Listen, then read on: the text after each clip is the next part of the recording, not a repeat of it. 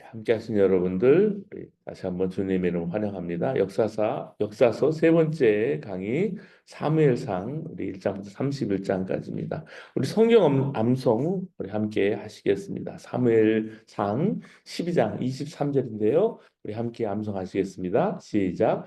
나는 너희를 위하여 기도하기를 쉬는 죄를 여호와 앞에 결단코 범하지 아니하고 선하고 의로운 길을 너희에게 가르칠 것인즉.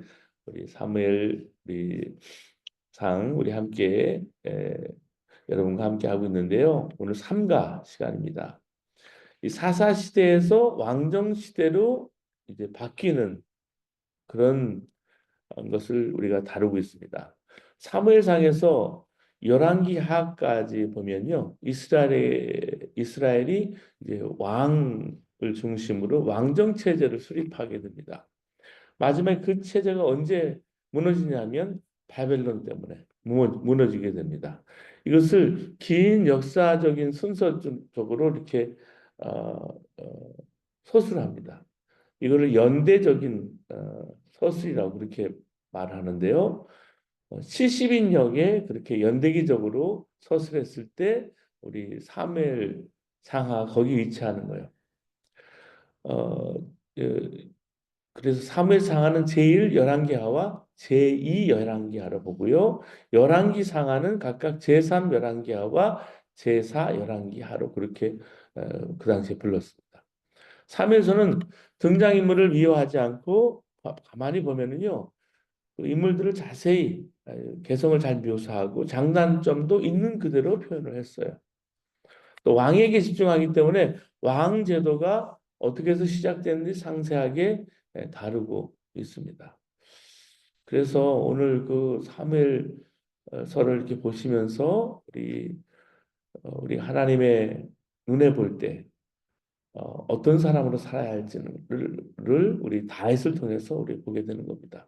자, 우리 현재 성경에는 사무엘이 상하로 이루어졌지만 본래는 항고이라고 아까 말씀드렸어요. 근데 이 책의 분량이 너무 큰 거예요. 그래서 유대인들이 우리 그리스어 번역 성경인 70인역을 septuagint라고 이 70인역을 나눌 때 둘로 나눈 거예요. 나중에 기독교에서 이것을 기초를 라틴어 성경을 만들었는데 70인역의 경우 사무엘을 둘로 나눠서 이제 사무엘상, 사무엘하로 만들었습니다. 되게 책을 나눌 때 주요 인물이 이제 어, 죽음을 통해서 그게 끝이 나는데 사무엘서 중간 지점에 사울 안에 죽는 이야기가 나옵니다. 이 사울이 죽는 이야기까지가 다시 말해서 사무엘상이 되고요. 그 후에 다윗의 이야기가 이제 사무엘하로 넘어가게 됩니다. 그래서 여기 구분해 놓은 구조를 좀 보시면 1장부터 4장까지는 엘리 이야기, 5장부터 12장까지는 사무엘, 13장부터 21장까지는 사울, 1장 그리고 이제 나중에 1장부터 22장 사무엘 하는 다윗 내용을 볼 수가 있습니다. 그리고 사무엘서는 말씀드렸듯이 등장인물의 개성을 그대로 드러낸다고 말씀드렸죠. 어떤 위인에 대한 전기나 역사를 쓸 때 좋은 점은 부각하고 나쁜 점은 생략하거나 축소하는 그런 경향이 있어요. 또 그렇게 할 때도 사람들에게 진부한 칭송의 어법을 사용하면서 그의 개성을 잘 보여주지 않아요. 근데 사무엘서는 그렇지 않다는 거예요. 그 감정의 세부 묘사, 등장인물의 개성 그대로 솔직하게 있는 그대로 다 드러냅니다. 예를 들어서 다윗과 요나단이 주고받은 말, 행동 마치 우리가 그 속에 들어가 있는 것처럼 그런 느낌을 생생하게 받는다는 거죠. 또 사무에서는 사실적 묘사를 통해서 등장인물의 장단점을 투명하게 드러냅니다. 아주 입체적으로 드러내고 미워하지도 않아요. 하나님께 순종해서 복받는 인생의 모범을 통해서 교훈을 주기도 하고 불순종한 모습을 통해서 실패의 모습, 그 교훈을 드러내기도 합니다. 사무엘상 시작부를 보면 엘리의 두 아들 보면 엘리의 두 아들을 그들의 악행을 자세히 설명합니다. 그래서 엘리가 가문이 어떻게 망하는지 보여줘요. 동시에 한나가 어떻게 사무엘을 나신으로 들여서 이스라엘의 지도자가 됐는지도 보여줘요. 이렇게 훌륭한 사무엘도 나중에 보니까 자식을 잘못 키운 거예요. 똑같이. 백성의 지탄을 받아요. 사무엘서 전체를 상하를 읽어보면 다윗에 대해서 훌륭한 점들을 많이 소개해요. 근데 반면에 바세바의 사건은 치욕적인 사건이잖아요. 아주 쉐임한 사건인데 빼놓지 않고 그대로 기록하고 있어요. 그 밖에 집안에 있었던 강간, 살인, 반란의 사건도 그대로 소개되고요. 압살롬이 죽었을 때는 다윗이 그 아들을 위해 통곡해서 다윗을 위해서 목숨 걸고 싸운 장군들, 병사들의 불만을 샀다는 이야기도 그대로 소개가 되고 있어요. 이렇게 사무엘서가 등장인물의 개성이 그대로 드라마에 녹아 있듯이 소설을 읽는 그런 느낌을 그대로 보여준다는 흥미진진하다는 거죠. 그래서 요즘 만약에 드라마 PD 작가에게 사무엘서에 나오는 내용을 TV 시리즈로 만들려고 해도 아주 쉽게 만들 수 있을 정도라는 거죠. 자, 사무엘서의 주요 관심사는 뭘까요? 왕이에요. 자, 이제 지방 분권의 시대, 사사 시대에서 중앙 집권의 시대, 왕정 시대로 이제 분첩처럼 이렇게 연결되는 경첩처럼 연결되는 책이 바로 사무엘서. 그래서 이 책에서 어떤 경로를 통해서 이스라엘의 왕이 이제 생기게 됐는지를 설명해 주고 있습니다. 이 문제는 자연히 왕정 체제에 대한 다양한 질문들을 포함하고 있습니다. 왕이 꼭 필요할까? 왕이 필요하면 어떤 왕이 있어야 될까? 왕이 하나님께 순종하면 어떨까? 불순종하면 어떻게 되는 걸까? 첫 번째, 이 백성이 기대하는 왕이 뭘까 하는 겁니다. 이 사사 시대 이후에 이스라엘 백성이 기대하는 왕은 일종의 사사의 연장으로서의 왕입니다. 기존의 사사 시대 그 제도에 비교해서 지속적으로 더 체계적인 왕 제도를 사사 시대에는 원했을 거예요. 이전의 사사는 어떤 외적인 문제가 있을 때 갑자기 나타나서 백성을 보호하는 역할을 하고 그 사사가 죽으면 끝나요. 그리고 다른 외적이 침입해서 문제를 일으키면 그때 또 다른 사사가 나타나요. 그리고 그 롤을 그 역할을 감당해요. 근데 사무엘 시대에 접어들면서는 더 체계적이고 안정적인 사사가 필요한 거예요. 그게 왕인 거예요. 백성이 원하는 왕은 정치적 군사적으로 이스라엘을 보호하는 그런 왕입니다. 강력한 왕을 원한 거예요. 백성들이 요구한 왕은 첫 번째 사무엘의 아들들이 뇌물을 받고 판결을 해줬어요. 처음에는 아버지 하는 영 땅판이야. 이러다가 큰일 나겠다. 사무엘이 죽고 나면 다시 혼란의 도가니로 들어갈 텐데 남들이 다 왕을 가지고 있는데 우리만 왕이 없어요. 그러니까 우리도 왕을 가져야 한다는 거예요. 두 번째는. 근데 왜 어느 날 갑자기 자기들 눈에 왕이 없는 것이 보였을까요? 전쟁이 났을 때 다른 왕들은 왕을 중심으로 일사불란하게 움직이고 그 싸움에 나가면 이기는데 우리는 그렇지 못하다. 우리는 왕이 없어서 맨날 진다고 생각합니다. 사무엘상 8장 20절에 보면 우리도 다른 나라들 같이 되어서 우리의 왕이 우리를 다스리며 우리 앞에 나가서 우리의 싸움을 싸워야 할 것입니다 하는지라. 8장 20절에 그렇게 나와. 근데 이건 철저히 번지수를 잘못 짚은 것이. 자기들이 전쟁에 져서 고생을 하는 것이 왕이 없어서가 아니라 하나님 말씀 듣지 않고 우상을 숭배하고 이방인들의 나쁜 풍습을 따라하기 때문인 겁니다. 하나님 말씀을 마음에 새기고 그 말씀에 따라 살기만 하면 아무 문제가 없었을 텐데 사람들은 이걸 생각하지는 않고 엉뚱하게 왕 타령을 하고 있는 거예요. 이들은 결국 하나님을 왕으로 섬기지 않겠다는 말도 되는 거예요. 그들의 말을 빌려보면. 8장 7절 보면 사무엘상 8장 7절에 여호와께서 사무엘에게 이르시되 백성이 내게 한 말을 다 들으라. 이는 그들이 너를 버림이 아니요 나를 버려 자기들의 왕이 되지 못하게 합니다. 이렇게 말씀하고 있거든요. 여러분 성경을 보면은요, 성경을 보는 여러 시각이 있어요. 그 중에 하나가 누가 왕이 되느냐의 관점에서 보는 거예요. 우리가 하나님을 나의 왕으로 섬기고 무조건 그 말씀에 순종하면 복이 있습니다. 근데 왕이신 하나님 말씀에 불순종하고 내가 스스로 왕이 되려고 하면 재난이 오는 거예요. 인류 역사는 처음부터 하나님이 왕이냐, 내가 왕이냐 싸움인 거예요. 예를 들어 창세기 3장에 아담과 하와가 선악과를 따먹었어요. 그 이유가 하나님 같이 되어서 스스로 선악을 판단하기 위해서라고 나오고 있어요. 즉 이제는 내가 왕이 돼서 스스로 운명을 결정하고 반역을 일으킨 거예요. 내가 스스로 운명을 결정하겠다. 그 다음에 가인이 아벨을 죽였는데 하나님이 자기 제물을 받지 않고 아벨의 제물을 받거든요. 만약 하나님이 왕이라고 생각했으면 하나님의 뜻에 전적으로 순종해야 되는데 가인은 자기가 왕이라고 생각이 되니까 하나님이 틀렸다고 판단해서 어떡합니까? 아벨을 자기 손으로 죽인 거예요. 그 다음에 사람들이 바벨탑을 쌓았는데 더 이상 홍수 같은 걸로 멸망당하지 말고 우리 스스로 힘을 뭉쳐서 하늘까지 높아지자 한 거예요. 스스로 왕이 되려고 한 거죠.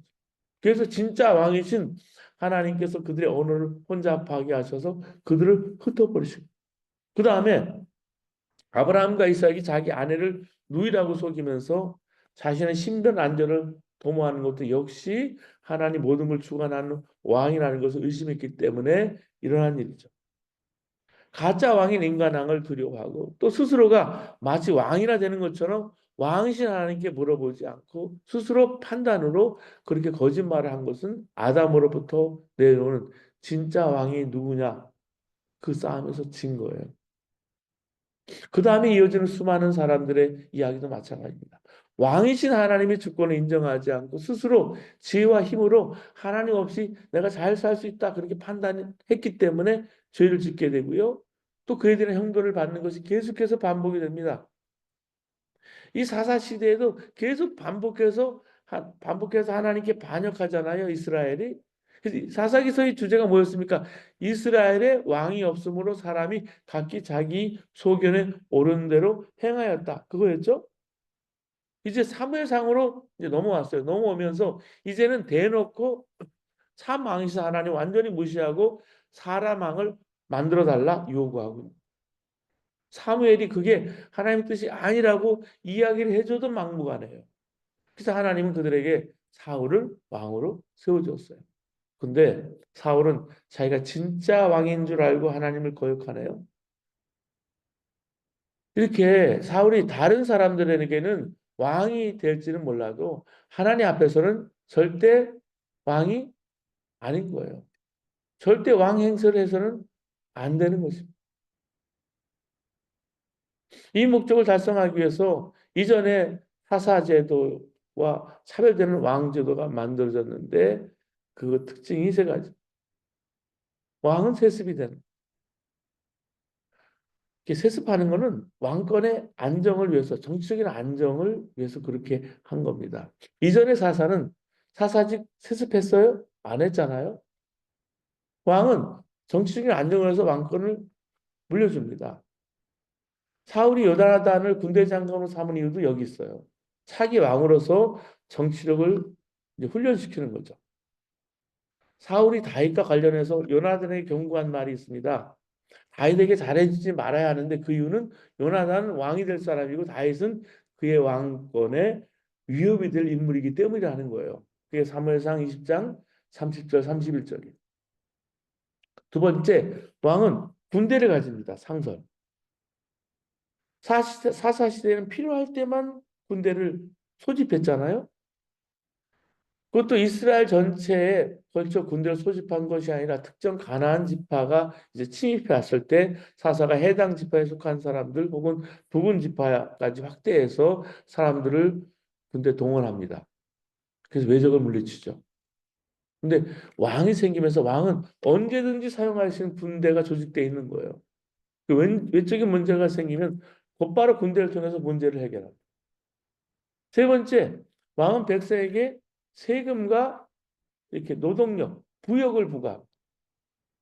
왕이 나라의 조직을 세우고 상설 군대를 운영하고 각 지역의 관리를 보내서 처리하기 위해서 보면 왕정을 유지하기 위해서 재정이 필요하고 인력이 필요하죠. 그래서 왕제도와 병행해야 되는 것이 세금을 물리는 것하고 이제 어떤 일에 사람들 동원해서 일을 시키는 부역시키는 거예요. 사람들이 사무엘에게 왕을 세워달라고 요구했을 때 사무엘이 백성들이 담당해야 될 의무, 즉 병역과 납사의 부역의 의무를 설명하는 것입니다. 사무엘상 8장 11절에서 17절 말씀이 그 말씀. 그리고 백성들이 기대하는 왕이 그렇지만 성경이 기대하는 왕은 어떤 왕일까? 자, 사무엘의 경고에도 불구하고 백성들이 왕을 계속해서 세워달라 요구하니까 사무엘은 왕을 세우기를 허락을 합니다. 이렇게 허락하면서 백성들에게는 왕제도에 필요한 의무사항을 미리 알려줍니다. 앞으로 세워질 왕에게는 성경이 기대하는 왕은 어떤 사람인지 알려줄 필요가 있는 거죠. 백성이 담당해야 될 의무는 사무엘 8장에 나옵니다. 사무엘상 8장. 아까 말씀 우리 8장 우리 11절 17절 말씀 우리 보시면 설명이 되고요. 한편 왕이 명심해야 될 상황은 사무엘상 12장에 나오는 거예요. 12장. 이제 너희가 구한 왕, 너희가 택한 왕을 보라. 여호와께서 너희 위에 왕을 세우셨느니라. 너희가 만일 여호와를 경외하여 그를 섬기며 그의 목소리를 듣고 여호와의 명령을 거역하지 아니하며 또 너희와 너희를 다스리는 왕이 너희 하나님 여호와를 따르면 좋겠지만은 너희가 만일 여호와의 목소리를 듣지 아니하고 여호와의 명령을 거역하면 여호와의 손이 너희의 조상들 치신 것까지 너희를 치실 것이라. 13절에서 15절까지 12장. 이 사무엘이 제시하는 성서적인 왕이 뭐냐면 하나님 말씀을 순종하는 왕. 다시 말해 상위법인 하나님 법 아래 순종하는 왕이에요. 하나님 말씀에 순종하면 복 받고 불순종하면 벌 받는다는 게 신명기 사관이에요. 그 신명기 신학을 따르는 왕이 필요한 거죠. 이 원칙이 너무 중요해서 사무엘은 이런 왕의 권리와 의무를 책으로 기록해서 여호와 앞에 즉 하나님의 제단에 두도록 사무엘상 10장 25절은 얘기하고 있습니다. 근데 당시 주변 왕은 그렇지 않았어요. 주변국의 왕. 왕의 법이 그 신의 법이 되는 절대 권력을 가지고 있었어요. 그 주변은. 그 절대 권력을 가져서 사용해서 자기 뜻대로 나라를 다스리는 대신 자신의 백성을 안전하게 지켜주기만 하면 되는 거예요. 주변의 다른 나라는. 근데 신명기 신학은 그렇지 않습니다.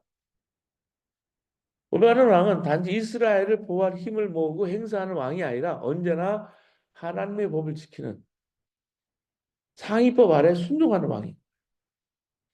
신명기 17장에 보면 하나님이 기대하시는 성서적인 왕의 모습이 자세히 나오고 있습니다. 신명기 17장 15절에 보면 타국인이 아닌 이스라엘 사람일 것. 그리고 사무엘하 24장에 보면 두 번째 군대를 의지하지 말고 하나님을 의지할 것.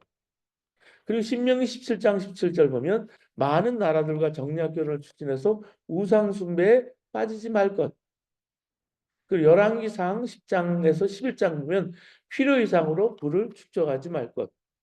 그리고 신명기 17장 18절 19절에 보면 항상 성경책을 옆에 두고 하나님 법에 순종하며 살 것. 그리고 신명기 17장 20절에 하나님의 법에 순종하는 왕은 왕위가 영원할 것입니다. 자, 이렇게 신명기 역사에서는 왕은 언제나 이렇게 하나님의 법 아래 순종해야 되는 거예요. 근데 왕 옆에 누가 있습니까? 예언자가 있는 거예요. 왕 같은 제사장이요, 우리가 거룩한 나라요 그랬습니다. 하나님의 백성이요.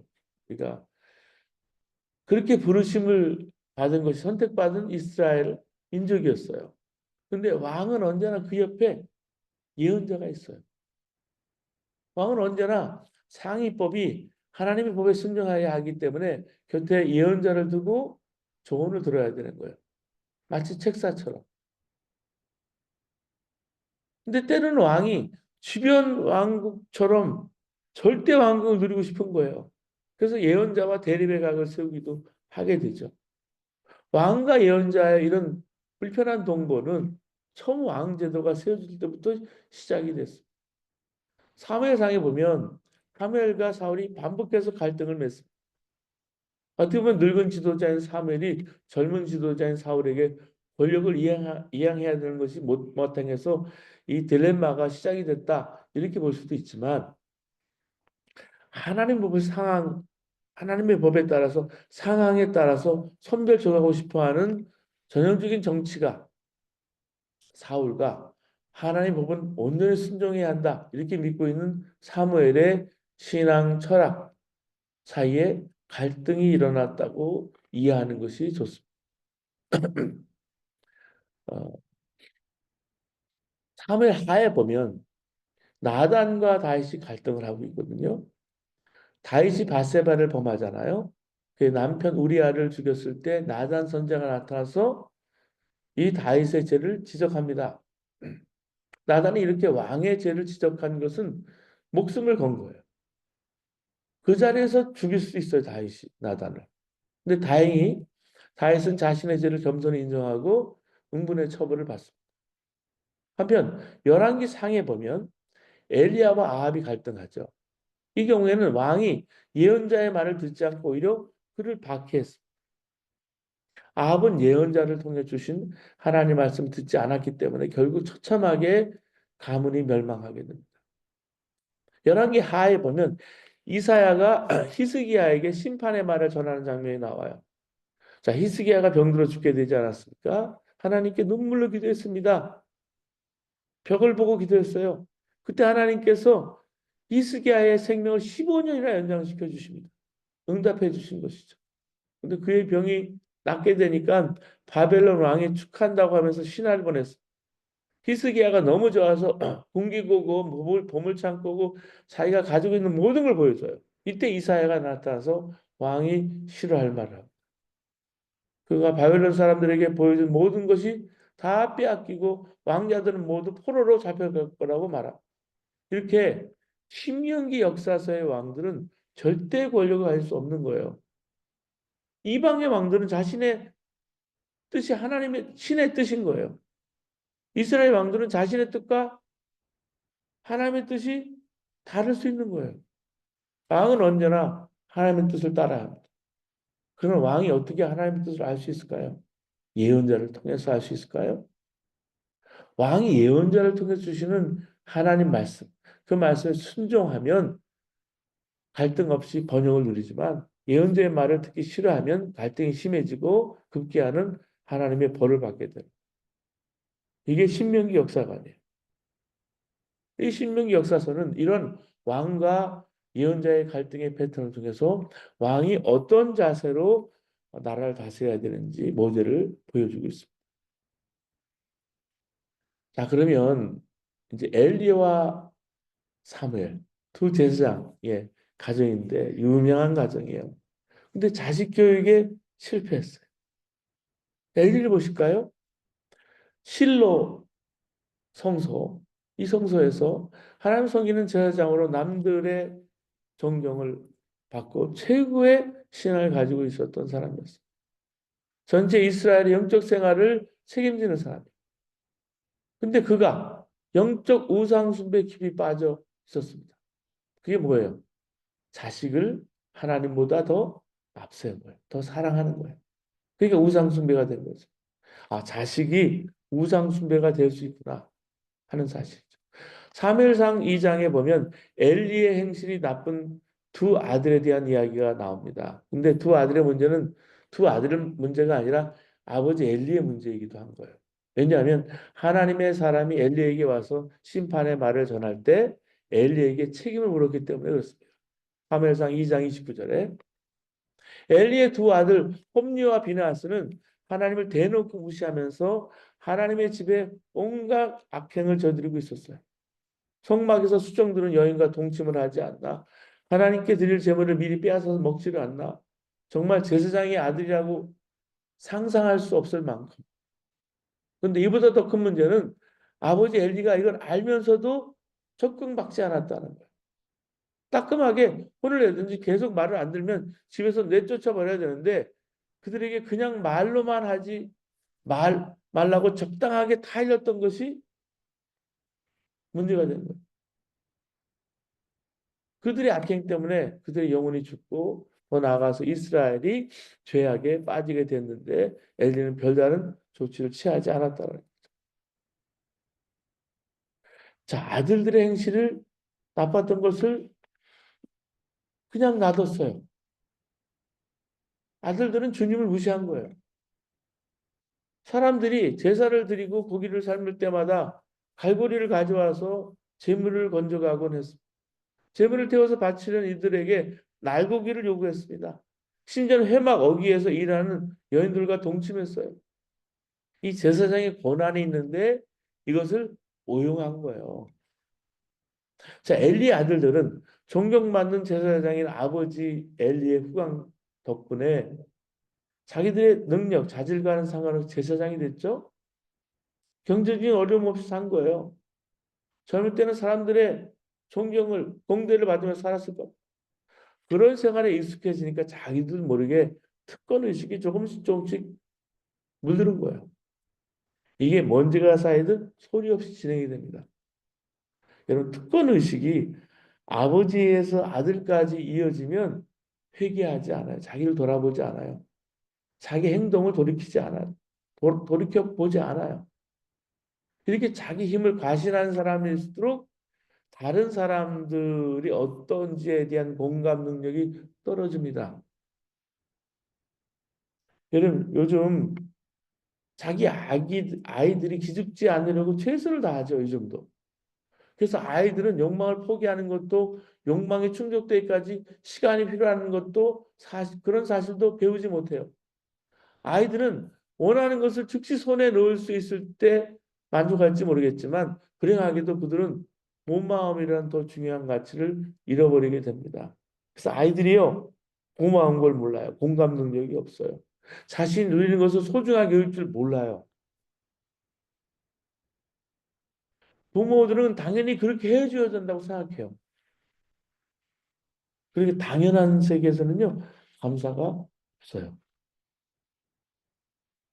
여러분, 엘리가 왜 이렇게 자식들의 죄에서 우유부단했을까요? 그렇게 대처했을까? 하나님보다 아들들을 더 사랑했고요. 하나님보다 아들들의 기분을 더 중시했기 때문에.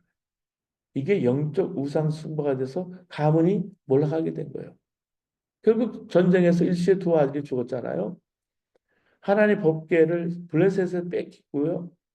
엘리는 그 소식을 듣고 의자에서 뒤로 넘어져서 목이 부러져 죽었어요. 자, 이렇게 하나님보다 자식을 더 사랑한 아버지에 대한 엄중한 심판이 이렇게 나와요. 엘리 가문으로부터 사무엘 가문으로 이제 이어지는 신앙의 계보가 이 탐욕과 부패가 무너지니까 이렇게 평등 공동체의 꿈을 지탱하던 영적 권위 또한 무너지고 말았어요. 백성들은 사무엘에게 왕을 세워달라, 왕을 세워달라 요청을 하는 거예요. 자, 이 사무엘이 엘리 가문이 어떻게 몰락했는지 자기 눈으로 똑똑히 봤어요. 그렇게 자랐어요. 엘리의 두 아들들이 잘 자랐다면 사무엘이 엘리에 이어서 사사가 되지 못했을 수 있죠. 사무엘은 엘리의 두 아들과는 완전히 대조되는 사람입니다. 그는 어머니 한나가 기도로 낳은 아들입니다. 하나님께 나스린으로 바쳐진 아들이에요. 한나가 그 귀한 아들을 실로 성전에 떼어놓을 때 그 마음이 얼마나 아팠을까. 근데 한나는 그 귀한 자식보다 하나님이 더 귀한 거예요. 하나님 제일주의 신앙을 가진 거죠. 그래서 아낌없이 자식을 드린 거예요. 이런 하나님 제일주의 신앙을 가진 어머니를 둔 사무엘.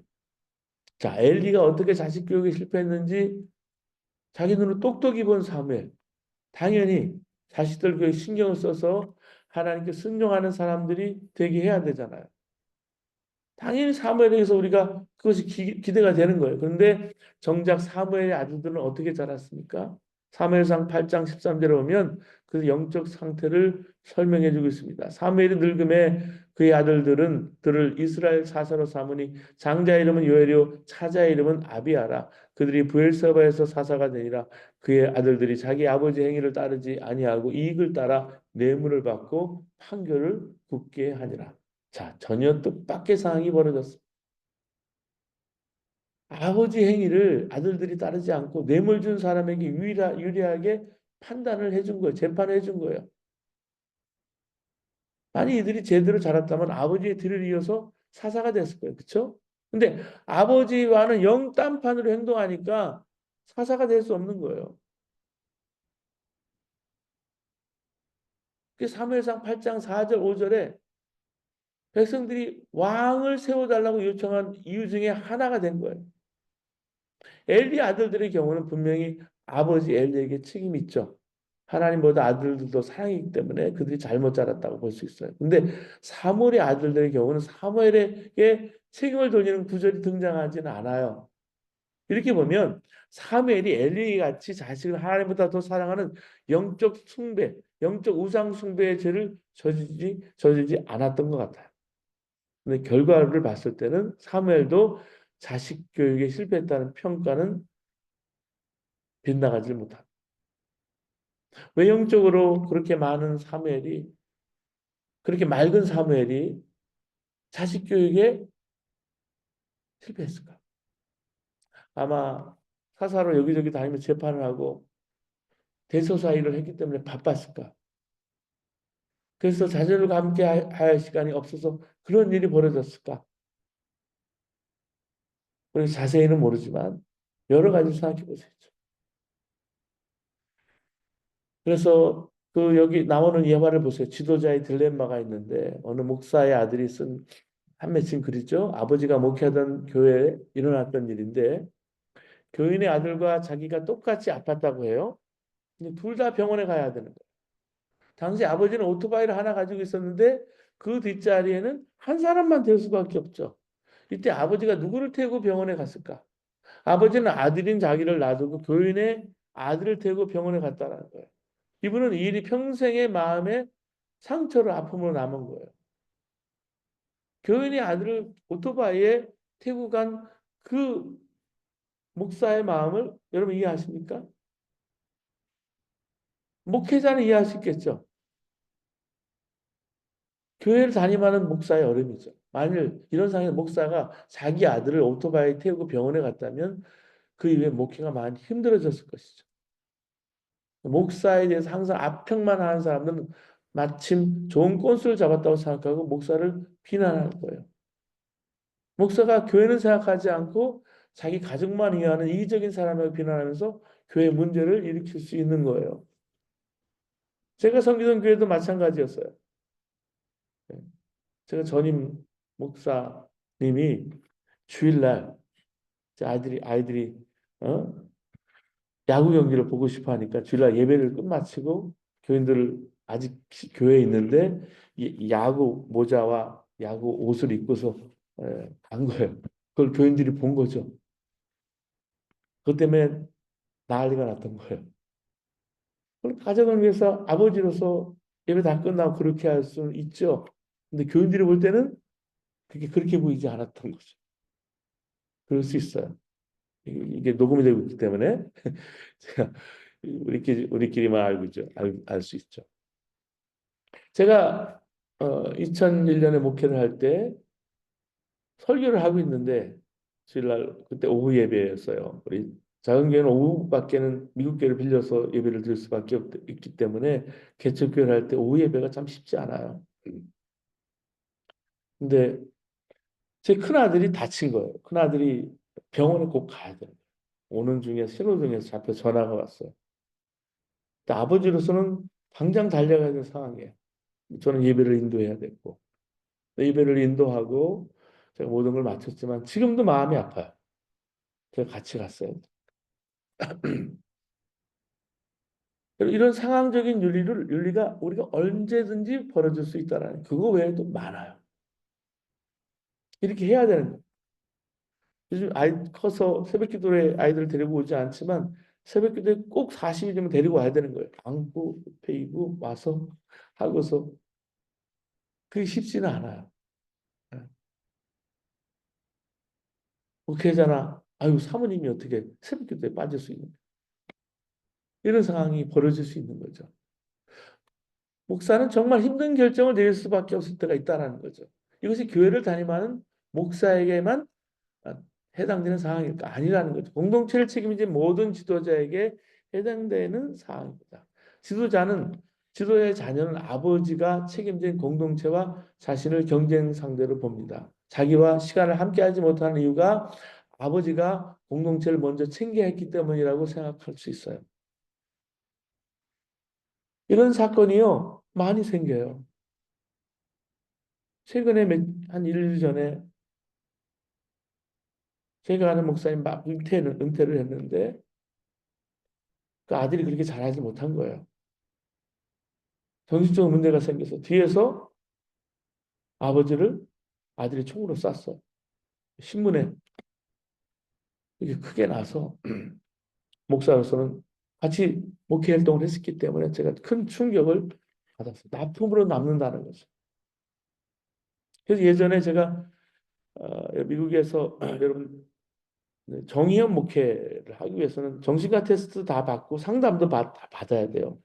영어로 여러 가지 테스트를 사이칼로지 테스트를 다 받는 800 몇 문항을 되는데 쭉 받고 나서 결과지를 보니까 상담을 하는데 목사로서는 사역에 대한 것은 너무 소명을 투철하게 진행하는데 사역을 그렇게 감당하는데 보드라인이 없는 거예요. 자녀들이나 우리 내 와이프에게나 어, 내가 아버지로서 할 것을 못하고 있다는 그 보드라인을 지키지 않았다는 당신은 앞으로 목회하면서 평생을 자녀들과 가족들과 휴가를 가져야 된다. 참 쉽지 않아요. 휴가를 가진다라는 게 목회자로서. 특히 작은 교회나 개척교회를 하면서는 도와줄 사람이 없을 때는 너무 쉽지 않아요. 연합감리교단 그래서 4주를 쉬게 돼 있어요. 그러니까 주일을 낀 4주가 제 휴가여야 돼요. 2주는 제 컨티닝 에듀케이션으로 휴가 6주를 받아야 되는데 6주 받는 경우가 많지 않아요. 그래서 제가 그냥 제 사역과 겸해서 이렇게 해요. 사역과 겸해서 그냥 하는데 사실은 나중에 그게 아픔이 되고 탈진이 되는 번아웃이 되는 이유 중에 큰 이유고 나중에 가족이 아픔을 갖게 되는 이유예요. 그렇기 때문에 여러분도 여러 가지 비즈니스를 하시든지 또 무슨 일을 하시든지 자녀들과의 시간을 가지시고 그게 중요한 사명, 사역 중에 하나라는 거예요. 그렇다고 자녀들을 우상 삼지 말라는 것이지만 이런 보더라인이 있다는 거예요. 우리가 자식에 대해 장담할 수 없습니다. 엘리나 사무엘 같은 지도자도 자식 교육에 실패했죠. 자녀는 하나님이 우리에게 준 선물입니다. 내 생각대로 내 뜻대로 자녀를 키우지 말고 하나님 뜻대로 자녀를 키우는 것은 겸손하게 하나님께 구해다는 거예요. 그럼 자녀가 복의 근원이 되는 거잖아요. 자녀에게 신앙의 유산을 물려줘야 되는 것이고 그렇기 때문에 먼저 자녀들이 하나님 만나게 해주도록 노력을 해야 되는 거예요. 그것이 가장 복된 삶의 열쇠예요. 제가 힘들지만 한인교회 목사로서 큰 숙제를 가지고 있는 게 뭐냐면 2세들이 제대로 신앙생활을 하지 못하는 거예요. 신앙을 가지고 있는데 신앙생활 이어서 계속 지속적으로 하지 못하는 것에 대한 책임이 있어요. 제가 영어권 목회자는 아닌데 거기에 대한 부담이 있어서 하는 거예요. 제가 실패하든 뭐 부족해도요. 그래서 영어 예배도 한인 예배 안에 껴서도 하고요. 그다음에 SF 한 달에 한 번 사역도 하는 거예요. 얼마나 잘하겠어요, 제가 큰 교회나 여러 가지에 비해서. 이거 어느 조그마한 마을에 장이 열렸는데 마을 한 구석에 경매가 벌어졌습니다. 사회자가 아주 낡은 바이올린 하나를 꺼내 들었어요. 사회자가 집어들고 살 사람이 있느냐 물으니까 한 사람이 가격을 불러요. 1달러요.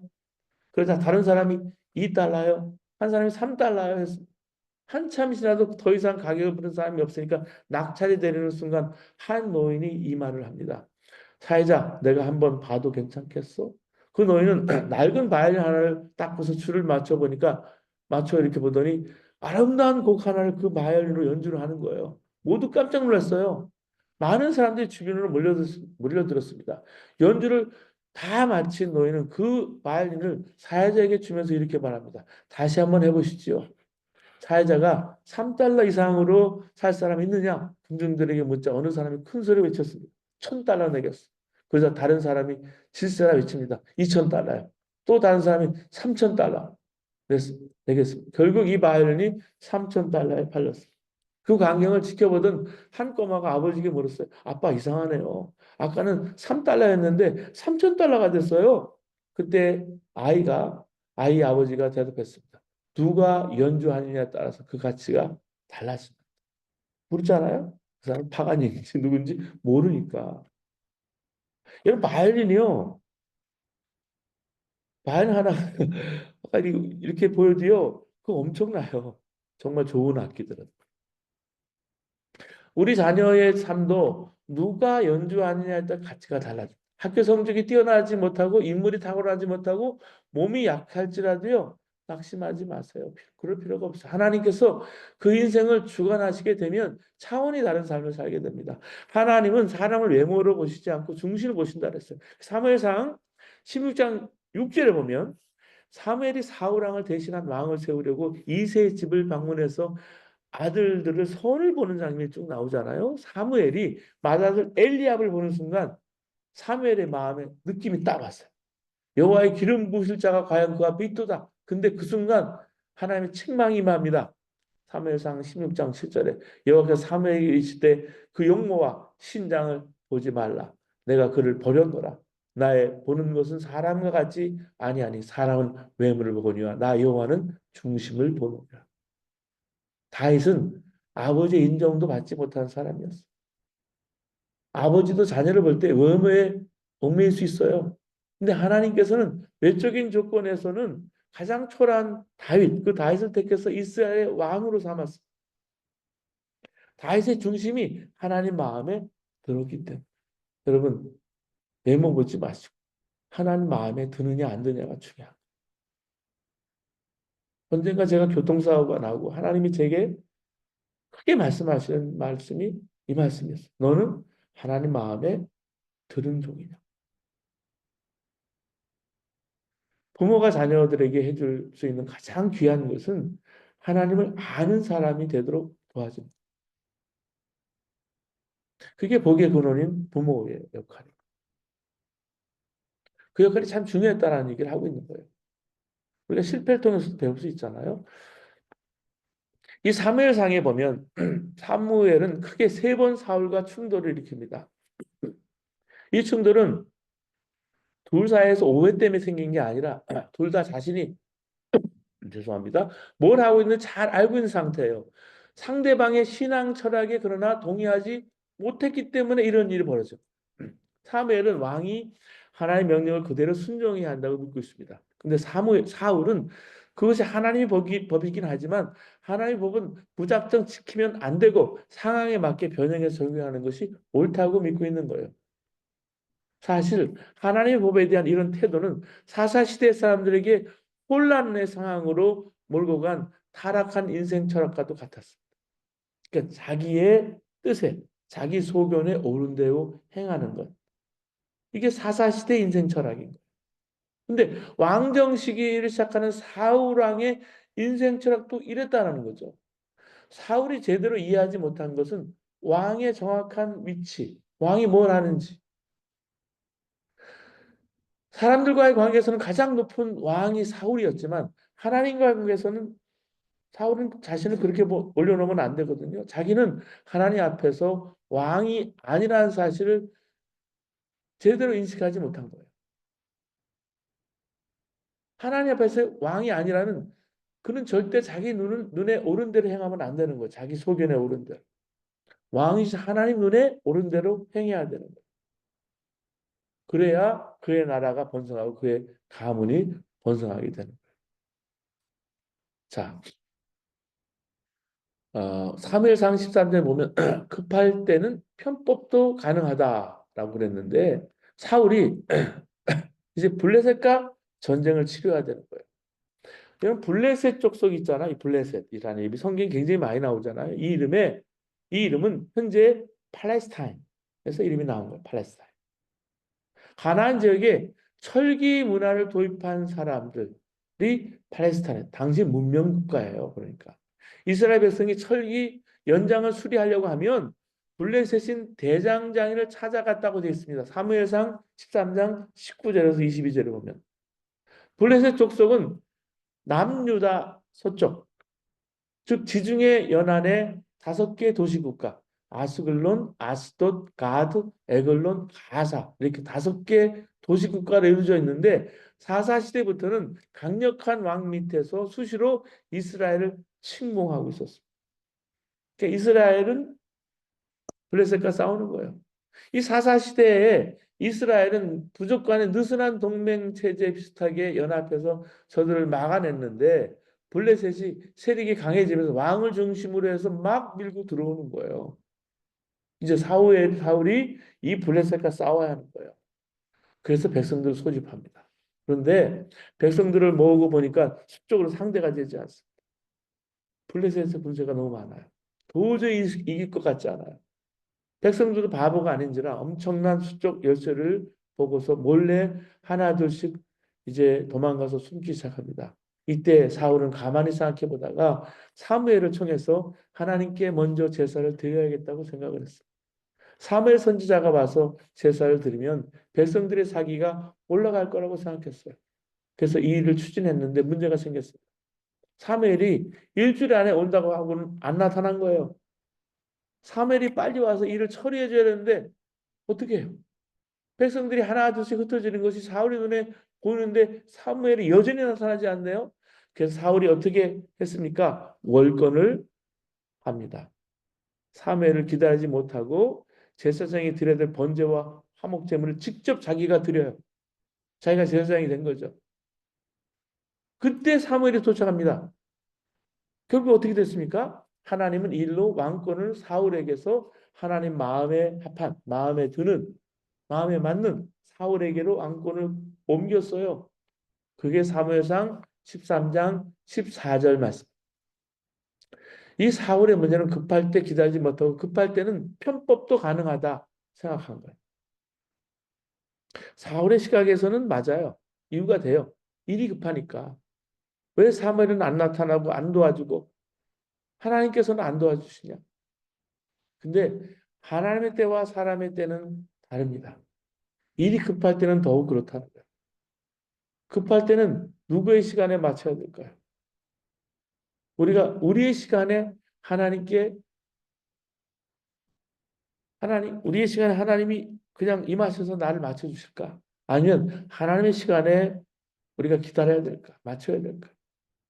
급할수록 위기 상황일수록 하나님의 뜻을 구하고 하나님의 뜻을 찾고 하나님의 때를 기다려야 한다. 자, 이렇게 어, 이런 일이 생겼을 때 굶주림에 지친 백성들이 기운을 차릴 수가 없고 사기가 떨어진 상황이 있었어요.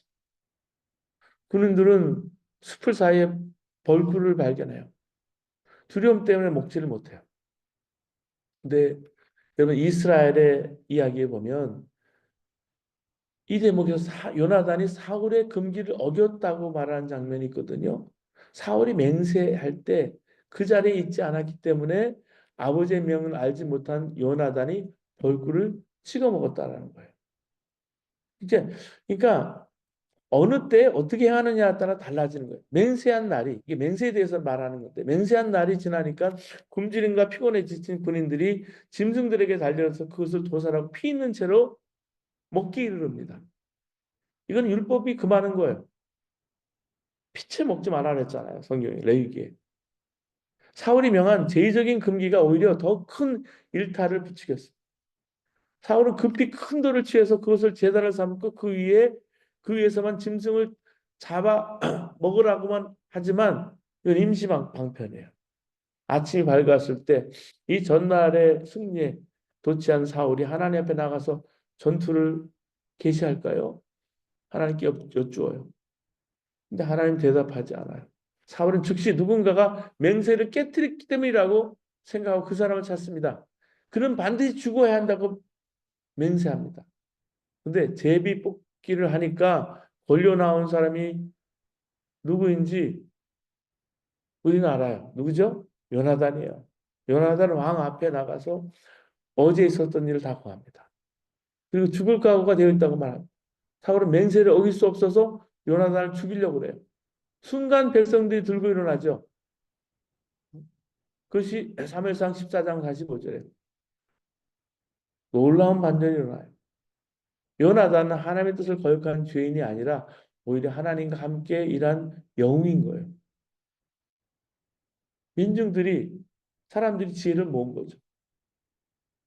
이런 인수적인 신앙에 따라서만 처신하려고 했던 사울보다 역사의 심판 요구에 응답하면서 자기 희생을 마다하지 않았던 요나단의 길이야말로 하나님 기뻐하시는 길이란 말이에요. 가장 급박한 순간에 하나님 법궤를 찾고 병사들을 독려해야 할 때 그들은 종교적인 금기로 묶여놓은 사울의 믿음이 좋아 보였습니다. 하지만 성경의 이야기는 보면 두려움을 박차고 일어나서 새로운 역사를 이루기 위해서 자기를 던진 요나단이 더 큰 믿음이 있다라고 얘기합니다. 그가 오늘 하나님과 동사하였습니다. 이런 말이 나오거든요. 요나단이 새로운 역사를 이루어 가시는 하나님의 일에 동사, 함께 일한 사람이다, 동참한 사람이다라는 얘기를 할 수 있어요. 이렇게요. 맹세 하나가 이렇게 달라질 수가 있어요. 맹세를 어떻게 보느냐에 따라서. 대승이 원하면 하나님 앞에 한 맹세도 바꿀 수 있는 게 누구예요? 사울이었어요. 블레셋과 전투할 때 사울이 백성들에게 맹세를 시킨 거죠. 블레셋을 무찌기 전에는 입에 아무것도 되지 않는다고. 이걸 어겼을 때는 하나님의 저주를 받는다고 맹세를 했어요. 근데 요나단은 이걸 듣지도 알지도 못한 거죠. 군사들이 숯불을 들어갈 때 꿀을 발견했어요. 아무도 꿀에 손을 대지 않아요. 근데 요나단 아무 생각 없이 그 꿀을 먹었어요. 그러니까 눈이 밝아져서 힘이 나니까 열심히 싸웠죠. 요나단이 꿀을 먹었을 때 옆에 있던 군인들이 그에게 사울왕의 맹세를 알려주는 거예요. 그때 요나단은 아주 현실적인 생각을 해요. 자기 판단으로는 사울이 대단히 옳지 않은 명령을 행했다라는 거죠. 명령했다라는 거죠. 많이 먹고 싸우는 것이 낫지 어떻게 아무것도 먹지 않게 먹고 싸우는 게 낫겠냐는 거죠. 한편 사울이 백성에게 블레셋을 계속 추격해서 그들 중에 한 사람도 남기지 말자고 하니까 제사장이 먼저 하나님께 물어보자고 하죠. 근데 하나님께 물어보는데 아무런 응답이 없어요. 누구에게 문제가 있었는지 확인하기 위해서 제비를 뽑았는데 누가 뽑혔다 그랬습니까? 요나단이죠. 사울은 이미 요나단의 이름을 사용해서 강경한 선언을 하고 있습니다. 사무엘상 14장 39절에. 사울이 이 맹세를 했을 때는 요나단에게 문제가 있으리라는 꿈에도 생각하지 못한 거예요. 근데 제비를 뽑아보니까 요나단이 금지 명령을 어긴 거죠. 자기가 이미 하나님의 이름을 맹세했으니까 아들을 죽여야 하는 거예요, 지금. 그래서 요나단을 죽이라고 명령했어요. 백성들이 간청해서 말린 거죠. 아마 사울이 요나단을 죽이라는 명령을 내렸을 때 분명히 백성들이 그걸 막으리라고 알고 있었는지 몰라요. 그래서 백성들이 말리자마자 사울은 즉시 하나님께 한 맹세를 없었던 일로 합니다. 요나단과 마찬가지로 사울도 현실적인 사람이 된 거죠. 상황에 따라서 언제든지 없던 일로 처리할 수 있는 사람이 된 거예요. 성경에 나온 정반대의 사람이 있죠. 사사 입다예요. 입다는 아주 꽉 막힌 사람. 전쟁에서 이기고 집으로 돌아왔는데 자기를 가장 먼저 맞이하는 것을 하나님께 드리겠다고 맹세를 한 거예요. 집에서 기르는 동물이 가장 먼저 그렇잖아요. 강아지나 뭐 이런 게 나오는 게 오는 게 정상인데 그런 맹세를 했는데 꿈에도 생각하지 못한 외동딸이 가장 먼저 자기를 환영하러 나온 거죠. 사울 같았으면 상황을 봐서 맹세를 접을 수 있잖아요. 딸 대신 기르는 동물 하나하나님께 바칠 수 있잖아요. 근데 이 딸은 꽉 막혔으니까 맹세한 대로 그대로 시행을 한 거예요. 자, 사울은 대중이 원하면 더 정확히 말하면 대중의 입을 통해서 자기가 원하는 것을 말하게 할 수 있으면 하나님께 한 명세도 언제든지 바꿀 수 있는 사람이죠. 세상적으로 보면 대단히 융통성 있는 사람이고 정치적인 수완이 있는 거예요. 근데 하나님 보실 때는 신뢰할 수 없는 사람인 거죠. 마음만 먹으면 언제든지 하나님께 한 맹세도 바꿀 수 있는 사람. 사사시대를 파멸로 몰고 간 인생 철학인 자기 눈에 오른 대로 행동하는 사람이었기 때문입니다. 자, 그러면 사무엘상 15장으로 가시겠습니다. 하나님의 법은 디테일까지 신경 쓸 필요가 있다라는 하나님께서 사무엘을 통해서 사울에게 명령을 내리십니다. 아말렉을 쳐서 모든 것을 진멸하여 하나님께 바치고 값진 물건이나 쓸만한 사람이나 동물은 절대 전리품으로 가지고 오지 말라고 명령을 했습니다. 헤렘의 명령을 내린 거예요. 근데 사울은 이 명령을 제대로 수행하지 않습니다. 아가강을 살려서 데리고 왔고 쓸만한 동물들 다시 살려서 끌고 온 거예요. 사울이 이렇게 행동한 이유가 뭘까요? 현실적인 이유예요. 군인들이 목숨 걸고 전쟁에서 이겼는데 전리품이죠. 그들에게 아무런 보상을 하지 않는다면 사기의 문제가 생기는 거예요. 물론 사무엘이 하나님의 명령을 왜 어겼냐고 다그칠 때 하나님께 제물로 드리기 위해서 끌고 왔다 변명을 했지만 이건 본심이 아니라는 거 자기도 알고 사무엘도 아는 거예요. 사울은 자기가 하나님 명령 어겼다고 생각하지 않는 거예요. 사울은 사실. 하나님 명령을 약간 자기 마음대로 비틀어서 해석했을 뿐 자기는 하나님 명령대로 가서 싸워서 아말렉을 이겼다, 멸망시켰다 판단한 거예요. 다 자기 생각대로 됐기 때문에, 자기 소견대로 했기 때문에. 사울의 문제가 뭐예요? 하나님께 순종한다고 하면서 하나님께서 요구하시는 그 디테일한 부분에 대해서는 전혀 신경을 쓰지 않았다는 거예요. 대부분 순종하면 특히 중요한 가운데 부분만 순종하면 그것으로 순종의 의미를 다했다고 생각하는 거죠. 착각이라는 거예요. 프로는 디테일이 강하다는 말이 있듯이 일을 얼렁뚱땅 처리한 사람이 없죠, 프로가. 나는 프로지만 일할 때는 지나치게 디테일한 거 신경 쓰지 않아. 이렇게 말하는 사람이 있다는 가짜죠. 절대 프로가 아니야. 난 큰 그림만 그릴 테니까 이 작은 그림, 디테일한 그림은 네가 그려. 이건 프로가 아니라는 거야. 물론 작은 그림 색칠할 것까지도 예상을 하고서 이렇게 저렇게 하라고 얘기하면 되겠죠. 그게 디테일이에요. 그렇지 않니 얼렁뚱땅 넘어가는 사람이 아니라 프로라는 거예요. 그래서 여러분 요즘은 목사보다는 저는 전문인 시대예요. 여러분 이 저희가 살아가고 있는 이 여기 실리콘밸리는 전문인들이 많아요. 사실 목사보다 실력이나 뭐 능력이나 월등해요. 그래서 비즈니스를 하시든지 뭘 하든지 탁월해요. 그렇기 때문에 그분들 같이 일을 하는 하나님이 이렇게 하게 하시는 이유는 그런 디테일을 함께 하고 맡기라는 거예요. 그게 중요한 일이에요. 디테일을 놓치는 것은 하나님의 마음을 놓치는 거예요. 그래서 여러분 전문인들이 선교하도록 자녀들은 더 프로페셔널해요. 그런 프로페셔널에 대해서 하나님께 영광을 돌려드리는 거예요. 음악도 예술도 문화적인 것도 마찬가지예요. 앞으로 테크놀로지가 그렇게 발전해 나가겠지만 하나님 마음을 가지고 하시는 그런 디테일을 하시는 그런 전문인들이 더 늘어나도록 여러분 그렇게 기도하시고 그게 영향력이에요.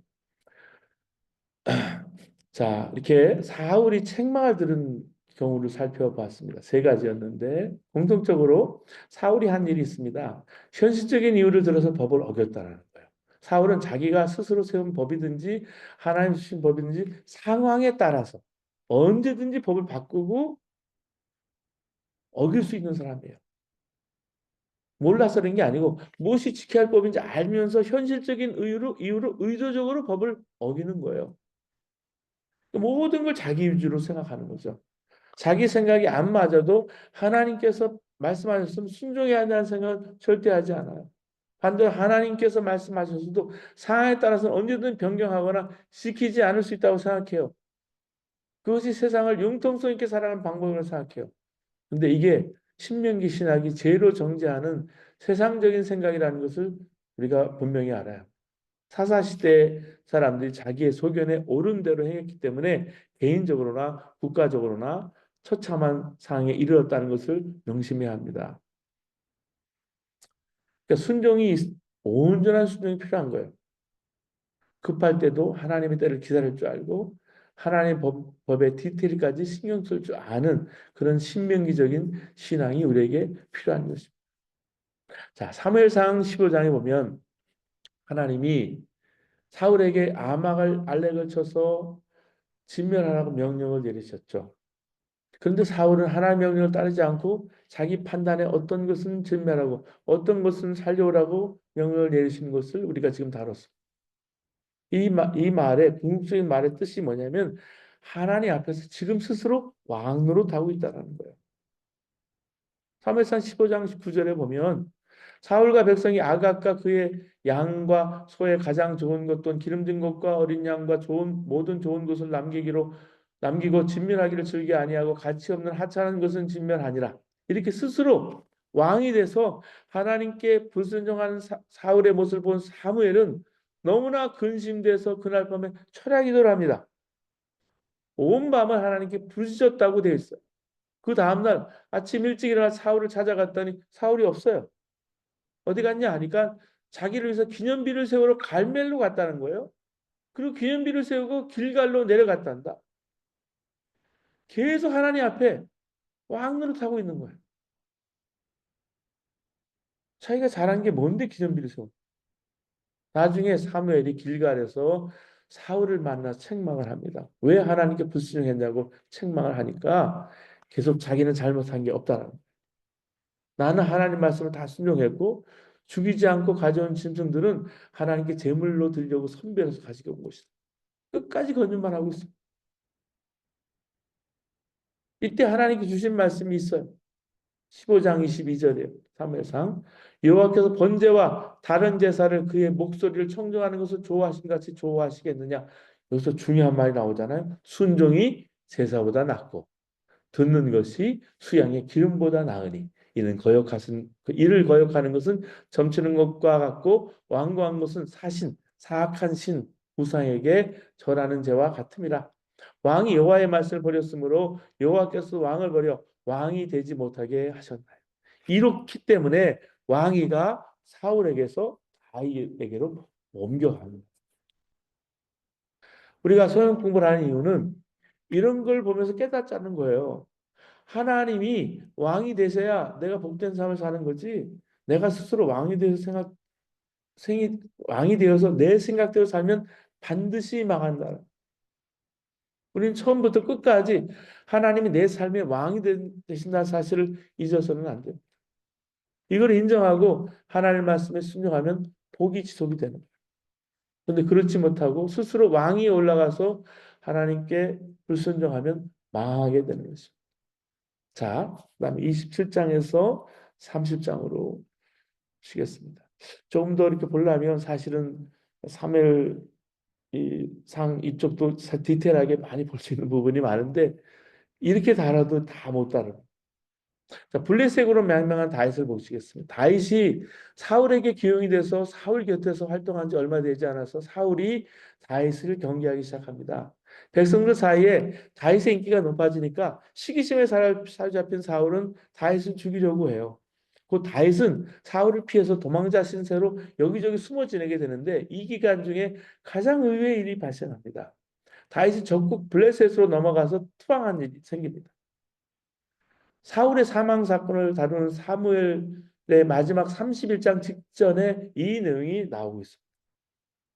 자, 사울이 매일 자기를 쫓아다니면서 죽이려고 하고 있잖아요. 다윗이 볼 때는요. 죽일 고비를 지금 여러 번 넘겼어요. 이제는 다윗도 하루라도 다리를 뻗고 자고 싶은 거예요. 편하고 싶은 거예요. 근데 아무리 찾아봐도 이스라엘에서는 그렇게 사는 게 불가능해요. 하루도 발 뻗고 잠을 잘 수가 없는 거예요. 그래서 생각해낸 것이 적국인 아까 말씀드린 팔레스타인 블레셋으로 투항해서 그곳 왕을 섬기고 사는 거예요. 다윗이 블레셋 왕 아기스에게로 넘어가니까 예상대로 사울은 즉시 다윗을 추격하는 일을 중단합니다. 이제부터는 다윗은 사울 걱정을 하지 않고 편안히 잠을 잘 수 있는 거예요. 그러면 후에 블레셋에게 블레셋 거기서 다윗이 편안했을까? 평안하게 살 수 있었을까? 아니죠. 절대 호락호락하지 않죠. 블레셋이. 다윗이 거기서 자기 목숨을 부지하는 것조차도 힘든 거예요. 처음 얼마간은 잘 지냈는데 점점 시간이 흐르면서 이렇게 사느니 사울의 추격을 받고 사는 게 훨씬 낫겠다. 이런 생각이 들 정도로. 근데 때는 늦었다라는 거죠. 하나님의 뜻은 다윗이 어떤 경우에도 이스라엘에 남아서 하나님의 도우심으로 생존하고 생존을 할 뿐만이 아니라 마지막에는 이스라엘의 2대 왕이 되는 거예요. 근데 다윗은 현재 삶이 너무 고달프니까 하나님의 약속을 잊고 좀 쉽게 살고자 엉뚱한 곳으로 넘어간 거예요. 근데 여기 오니까 더 큰 어려움을 당하고 더 큰 치욕을 당하네요. 마지막에는요, 시글락이라는 동네에 거주하게 되는데 한 자기 가족과 재산을 다 뺏기는 상태에 이르게 됩니다. 이렇게 되니까 다윗을 따르던 부하들이 반란을 일으키려고 합니다. 어떤 사람이 다윗을 돌로 쳐 죽이려고 쳐 죽이자는 말을 하고 다른 사람들이 이거 동조하려고 하니까 왜 이런 일이 벌어졌을까? 사무엘이 기름 부어 왕으로 세운 다윗에게 왜 이런 일이 생겼을까? 그 이유는 하나님께 먼저 묻지 않고 자기 뜻대로 일단 피하고 본 거죠. 블레셋을. 시글락. 여러분 자기 인생의 중요한 결정을 하나님께 묻지 않고 하나님 말씀 없이 자기 마음대로 한 거예요. 왜 그럴까요? 하나님 말씀을 의지하고 따른다면 앞으로도 이스라엘 안에서 사울에게 쫓겨다니는 불안한 생활을 계속해야 하는데 더 이상 그것을 버틸 자신이 없었던 거죠. 사실 우리 삶이 그런 식으로 막다른 골목에 몰릴 때가 우리도 있어요. 말씀대로 사는 것이 좋다는 것 다 알아요. 신앙인으로서 하나님 말씀 붙들어야 하고 하나님을 의지한다는 거 우리가 알아요. 기도하고 말씀 붙들어야 되고 예배해야 한다는 거 알아요. 왜 몰라요? 근데 그런 것이 힘들다는 것도 알아요. 더 쉬운 길을 그래서 선택하게 되는 거예요. 다윗이 블레셋을 택한 것도 바로 그런 거예요. 이미 선지자 갓을 통해서 유다 땅으로 가라고 말씀을 받았잖아요. 사무엘상 22장 5절에 갓이 유다 땅으로 가라. 그럼에도 이스라엘을 떠나서 블레셋으로 망명한 게 사무엘상 25장 2절에요. 그 당시에는 전쟁이 많았기 때문에 나라마다 용병이 많이 필요해요. 용병이. 그렇잖아요? 한국도 이렇게 스포츠맨들 보면 배구도 농구도 큰 사람들 뭐 축구도 그렇지만은 용병들이 많죠. 야구도 그렇고. 용병이 있어야 되는. 싸움에서 이기려면. 근데 고대 왕들은 어떻게 해서든지 한 명의 용사를 더 데리고 있으려고 했기 때문에 이전에는 적이었던 사람이라도 받아주었던 거예요. 그래서 가드 왕 아기스도 부하 600명을 데리고 망명을 요청한 다윗을 거부한 이유가 없었던 거죠. 이런 다윗이 블레셋에서 살아남는 것은 쉽지 않았어요. 우선 살아남기 위해서 거짓말을 한 거예요. 이 거짓말이 계속됩니다. 처음에는 아기스 왕과 함께 수도에 살다가 시글락으로 옮겼습니다. 그런 시골로 옮겼어요. 시글락에 사는 동안 때때로 주변 부족들과 전쟁을 벌이고 전리품을 챙겨서 아기스 왕이 갖다 줬습니다. 근데 특히 블레셋의 원수인 유다의 부족을 대상으로 전쟁을 벌였다고 아기스에게 거짓말로 얘기합니다. 왜냐하면 그렇게 했을 때 아기스가 자기를 더 믿어줬을 거라고 생각했기 때문에. 근데 정작 그가 전쟁한 부족은 유다 부족이 아닌 거예요. 그는 구술과 기르스와 아말렉과 전쟁을 했습니다. 그리고 다윗은 자기가 유다 지역을 침입했다고 속이기 위해서 전리품을 가지고 올 때 그곳 주민을 한 사람도 남기지 않고 다 죽여요. 왜냐하면 증인이 남으면 안 되니까. 나중에 그들이 유다 사람이 아니라는 게 밝혀지면 힘들어지니까. 아기스로서는 다윗이 이렇게 자기 민족을 배반하고 자기를 위해 싸워주고 더 나아가서 자기에게 전리품을 많이 갖다 주니까 고마운 거죠. 그래서 다윗을 더욱 신임합니다. 심지어는 다윗이 자기의 영원한 부하가 되리라고 생각을 하고 호위 대장과 군대 장관까지 시켰어요. 아기스가 이렇게 다윗을 주요 직책에 기용하니까 블레셋 사람들이 난리가 났어요. 다윗이 어떤 사람인데 그를 믿느냐 하면서 치욕적인 말을 합니다. 이 히브리 사람들이 무엇을 하라느냐? 사무엘상 29장 3절에. 다윗은 평생 이런 말을 들어본 적이 없어요. 언제나 하나님께 존귀하게 이 다윗을 쓰시고 만들어 주셔서 다른 사람들에게 좋은 환대와 대접을 받았던 사람입니다. 근데 지금 하나님 지시하는 땅을 떠나고 나니까 치욕적인 말을 듣는 거예요. 그들은 계속 말합니다. 다윗은 그들을 가장 괴롭혔던 말이 사울은 천천히요 다윗은 만만이라는 노래에 나오듯이 그들을 가장 많이 죽였던 사람인데 그를 어떻게 믿고 이스라엘과 전쟁하는 장군으로 삼냐고 거세게 항의합니다. 그렇잖아요. 사울은 천천히요 다윗은 만만이다. 자기 민족끼리 싸운 게 아니라 블레셋 사람 죽인 숫자 얘기하는 거잖아요. 아기스는 할 수 없이 다윗에게 전쟁에 참여하지 말고 시글락으로 돌아가라. 이때 겉으로는 강하게 항의를 하죠. 어떻게 나를 이렇게 대우합니까? 나를 아직도 못 믿습니까? 속으로는 안심한 거죠. 실제로 그가 전쟁에 나가서 자신의 동족들을 죽여야 한다고 생각하면 이거 정말 가슴 아픈 일인 거죠. 특히 자기가 가장 좋아하는 친구 요나단이 나와서 전쟁을 하면 같이 싸워야 되는데 이런 상황이 벌어지면 난처하게 되는 거예요. 근데 하나님께서 다윗을 사랑하셔서 이 상황에서 직접 개입하시고 그를 전쟁에서 빼주시고 빼내주셔요. 만일 다윗이 이 전쟁에 참가했다면 사울이 요나단을 죽였어야 할 수도 있어요.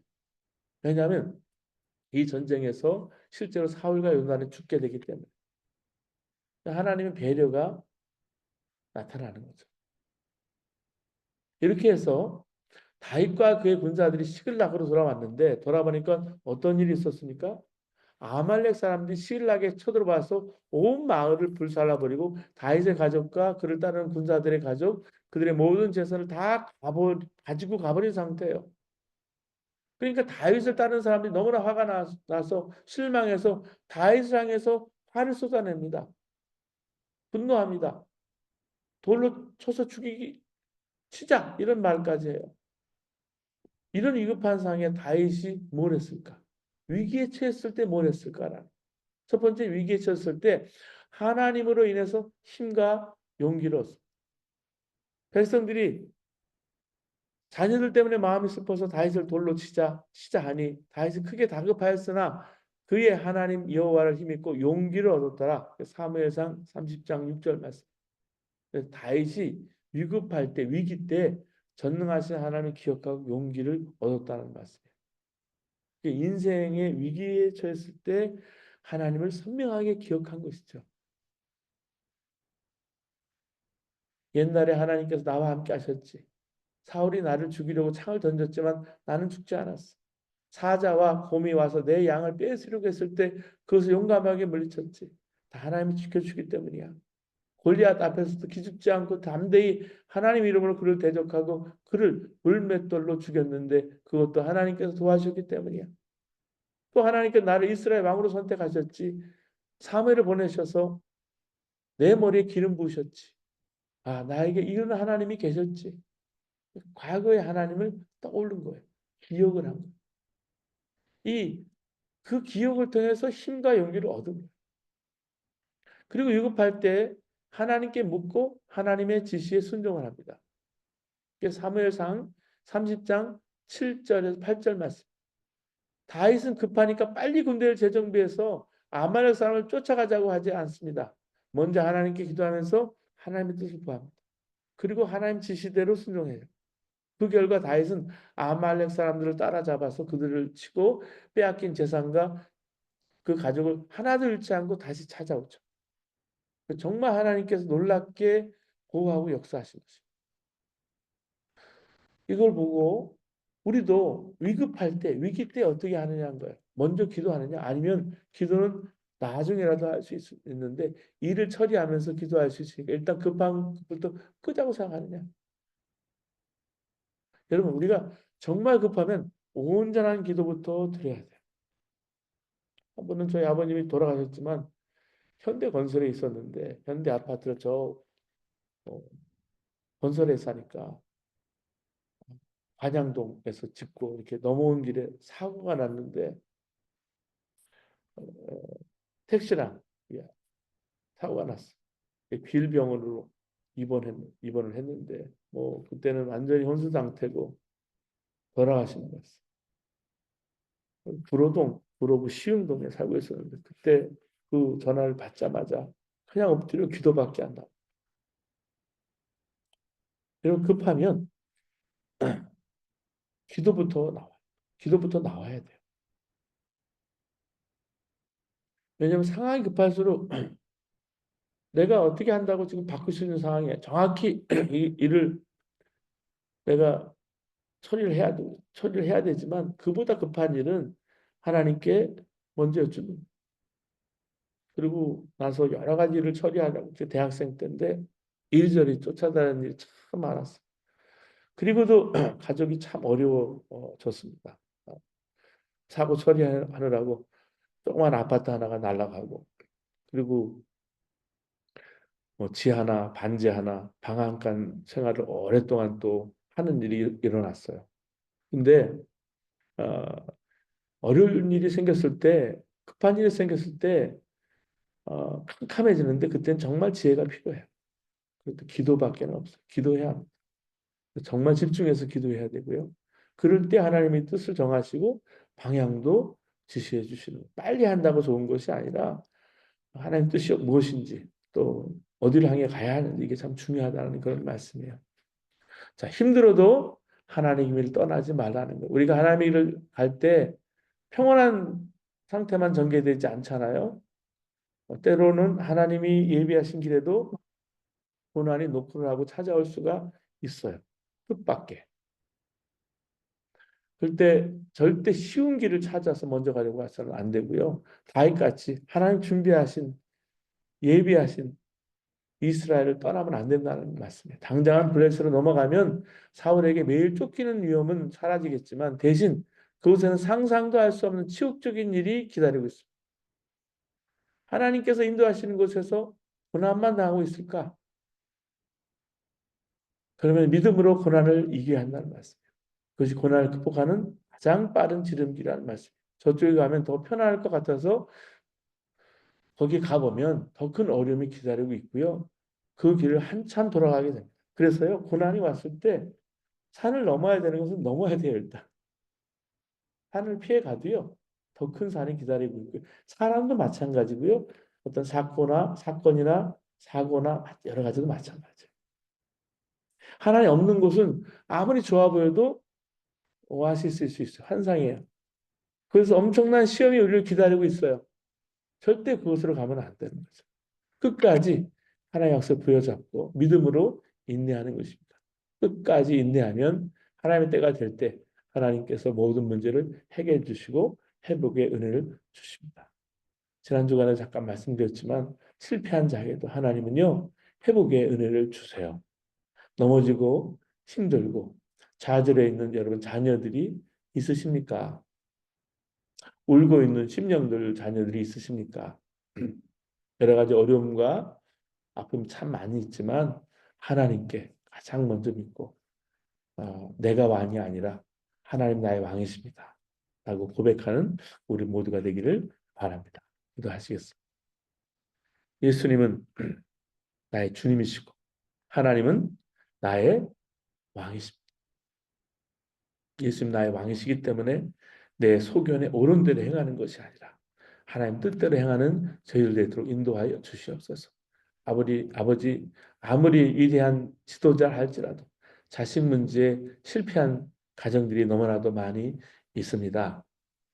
우리 주님께서 우리 자녀들을 주께서 불쌍히 여겨주시고 함께해 주셔서 저들 행하신 하나님의 계획을 보이셔서 힘들고 어려운 상황 가운데서도 아버지 하나님의 약속을 믿고 아버지 하나님 이 시대를 살아가는 저희를 되도록 주님 인도하여 주시옵소서. 감사하고 예수님의 이름으로 기도드립니다. 아멘. 예, 감사합니다. 오늘 함께 해주셔서 여러분 감사합니다.